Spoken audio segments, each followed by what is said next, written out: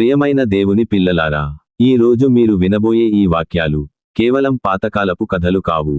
ఇవి కేవలం ఒక సంఘటన వివరాలు మాత్రమే కావు. ఇవి మన జీవితాలకు దేవుడు ఇచ్చిన గంభీరమైన హెచ్చరికలు.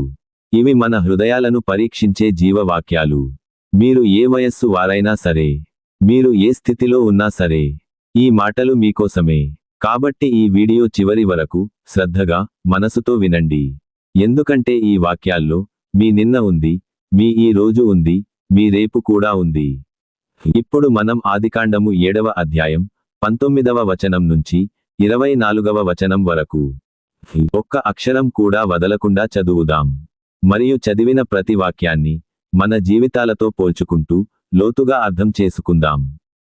ఆ ప్రచండ జలములు భూమి మీద అత్యధికముగా ప్రబలినందున ఆకాశమంతటి క్రిందనున్న గొప్ప పర్వతములన్నీయు మునిగిపోయెను. ప్రియులారా, పర్వతం అంటే మనిషి దృష్టిలో ఏమిటి? బలం, స్థిరత్వం, ఎప్పటికీ కూలిపోని స్థానం, నాకు ఎవ్వరూ ఏమీ చేయలేరు అనే ధైర్యం. మన జీవితాల్లో కూడా పర్వతాల్లాంటి విషయాలు ఉంటాయి. డబ్బు ఒక పర్వతం, ఆరోగ్యం ఒక పర్వతం, పదవి ఒక పర్వతం, మన పేరు, మన గౌరవం, మన అనుభవం కూడా ఒక పర్వతమే. కానీ దేవుడు అనుమతించిన జలములు వచ్చినప్పుడు ఆకాశం కింద ఉన్న గొప్ప పర్వతాలే మునిగిపోయాయి. అంటే దేవుని ఎదుట ఎంత గొప్పదైనా నిలబడలేకపోయింది. ఈ రోజు మన జీవితాల్లో కూడా ఇదే నిజం. మనం ఎంత బలంగా ఉన్నామనుకున్నా, ఎంత సురక్షితంగా ఉన్నామనుకున్నా, ఒక్క సమస్య, ఒక్క అనారోగ్యం, ఒక్క కుటుంబ కలహం మన అంతా కూల్చివేస్తుంది. మీరు ఈ మాటలు వింటూ మీ జీవితంలోని పర్వతాలను గుర్తు చేసుకుంటున్నారా? అయితే ఇప్పుడే ఈ వీడియోకి ఒక లైక్ చేయండి. దేవుని వాక్యం మీ హృదయాన్ని తాకుతోంది అని చెప్పడానికి లైక్ చేయడం ఒక చిన్న సాక్ష్యం. ఇప్పుడు 20వ వచనం విందాం. 15 మూరల ఎత్తున నీళ్లు ప్రచండముగా ప్రబలెను, గనుక పర్వతములను మునిగిపోయెను. ఇక్కడ దేవుడు మనకు చెప్పేది ఏమిటంటే, దేవుని తీర్పు అర్ధాంతరంగా ఉండదు, అది సంపూర్ణంగా ఉంటుంది. దేవుడు హెచ్చరిస్తే అది సరదాగా కాదు. చిన్న తప్పును పట్టించుకోకపోతే, చిన్న పాపాన్ని అలవాటుగా మార్చుకుంటే, చిన్న నిర్లక్ష్యం పెద్ద నాశనంగా మారుతుంది. ఈ రోజు దేవుడు మనల్ని హెచ్చరిస్తున్నాడు. మన నడకను సరిచేసుకోమని, మన మాటలను సరిచేసుకోమని, మన ఆలోచనలను సరిచేసుకోమని. ఈ మాటలు మీకు అవసరం అనిపిస్తే, మీ కుటుంబానికి కూడా అవసరం అనిపిస్తే, ఇప్పుడే ఈ వీడియోని షేర్ చేయండి. 21వ వచనం. అప్పుడు పక్షులేమి, పశువులేమి, మృగములేమి, భూమి మీద ప్రాకు పురుగులేమి, భూమి మీద సంచరించు సమస్త శరీరులేమి, సమస్త నరులేమి చచ్చిపోయిరి. ఇక్కడ దేవుడు స్పష్టంగా చూపిస్తున్నాడు, ఆయన ఎదుట ఎవరూ ప్రత్యేకులు కారు. పెద్దవాళ్లు కాదు, చిన్నవాళ్లు కాదు, బలవంతులు కాదు, బలహీనులు కాదు. దేవుని ఎదుట వయస్సు పనిచేయదు, పదవి పనిచేయదు, డబ్బు పనిచేయదు, విధేయత మాత్రమే పనిచేస్తుంది.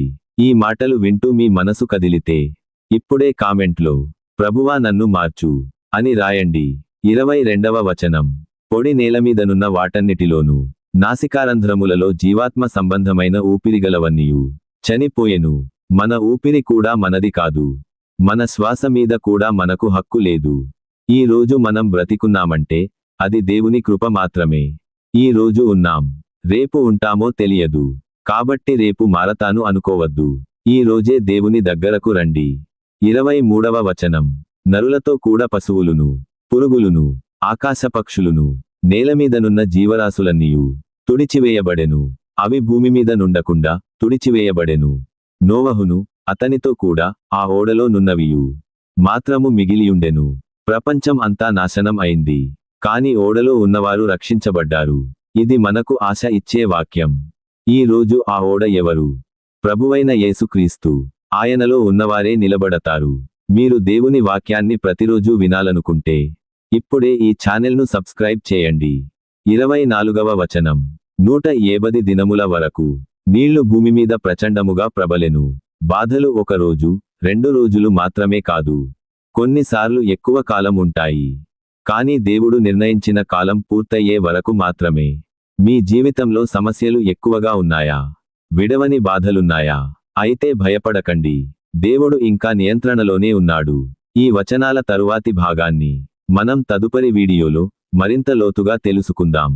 ఇప్పుడు ఒక చిన్న ప్రార్థనతో ముగిద్దాం. పరలోక తండ్రి, ఈ రోజు నీ వాక్యాన్ని వినిన ప్రతి ఒక్కరిని ఆశీర్వదించు. మా గర్వాన్ని కూల్చి మా హృదయాలను మార్చి నోవహులాగా విధేయులుగా మమ్మల్ని చేయు. మా జీవితాలను నీ చేతుల్లో భద్రపరచు. యేసుక్రీస్తు నామంలో అడుగుతున్నాము తండ్రి. ఆమేన్. దేవుడు మీతో ఉండుగాక.